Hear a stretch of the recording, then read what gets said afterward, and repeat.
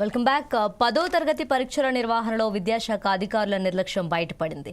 కుకట్పల్లిలోని new era స్కూల్లో చదువుతున్న 80 మంది విద్యార్థులకు అదే పాఠశాలలో ఎగ్జామ్ సెంటర్ కేటాయించారు. ఈ విషయం బయటకు రావడంతో సర్వత్రా విమర్శలు వెల్లువెత్తుతున్నాయి.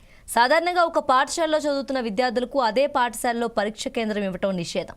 కానీ ఈ నిబంధనను పట్టించుకోకుండా హైదరాబాద్ కుకట్పల్లిలోని న్యూ ఎరా పాఠశాలకు చెందిన విద్యార్థులకు అదే పాఠశాలలో ఎగ్జామ్ సెంటర్ కేటాయించారు.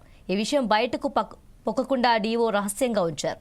హాల్ టికెట్ను ఎవరికీ చూపించకూడదని ఆ 80 మంది విద్యార్థులకు పాఠశాల యాజమాన్యం సూచించింది. కాగా మార్కుల కోసమే ప్రైవేట్ పాఠశాల యాజమాన్యాలు విద్యాశాఖ అధికారులు కుమ్మక్కయ్యారని తల్లిదండ్రులు విద్యాసంఘాలు ఆరోపిస్తున్నాయి. దీనివల్ల విద్యార్థులకు అన్యాయం జరుగుతుందంటూ ఆందోళన వ్యక్తం చేశారు.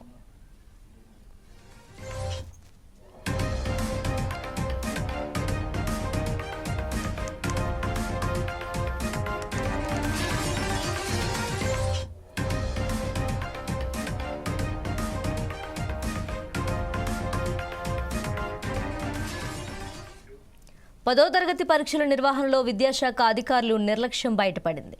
కుకట్పల్లిలోని న్యూ ఎరా స్కూల్లో చదువుతున్న 80 మంది విద్యార్థులకు అదే పాఠశాలలో ఎగ్జామ్ సెంటర్ కేటాయించారు. ఈ విషయం బయటకు రావడంతో సర్వత్రా విమర్శలు వెల్లువెత్తుతున్నాయి. సాధారణంగా ఒక పాఠశాలలో చదువుతున్న విద్యార్థులకు అదే పాఠశాలలో పరీక్షా కేంద్రం ఇవ్వటం నిషేధం.